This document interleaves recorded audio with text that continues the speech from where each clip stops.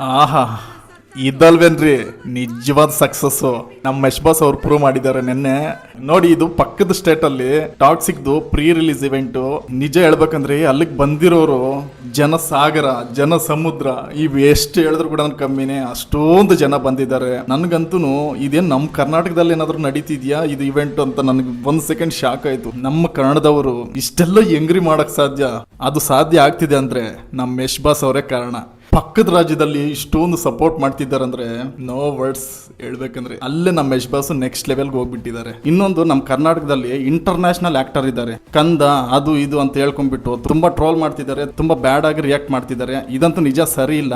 ನಮ್ಮ ಕನ್ನಡದವರಿಗೆ ಸಪೋರ್ಟ್ ಮಾಡಿಲ್ಲ ಅಂದ್ರೆ ಇದು ತುಂಬಾ ಬೇಜಾರಾಗುತ್ತೆ ಹೇಳ್ಬೇಕಂದ್ರೆ. ನಿಮ್ಮಂತವ್ರು 100 ಜನ ಉಟ್ಕೊಂಡ್ರು ಅವ್ರನ್ನ ಟ್ರೋಲ್ ಮಾಡೋದಕ್ಕೆ, ಅವ್ರನ್ನ ಬೀಳ್ಸಕ್ಕೆ, ಅವ್ರನ್ನ ಬೀಳ್ಸೋದಲ್ಲ, ಅವ್ರನ್ನ ಟಚ್ ಕೂಡ ಮಾಡಕ್ಕಾಗಲ್ಲ.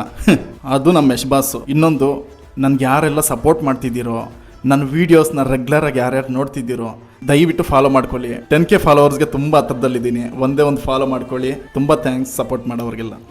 ಬಾಯ್.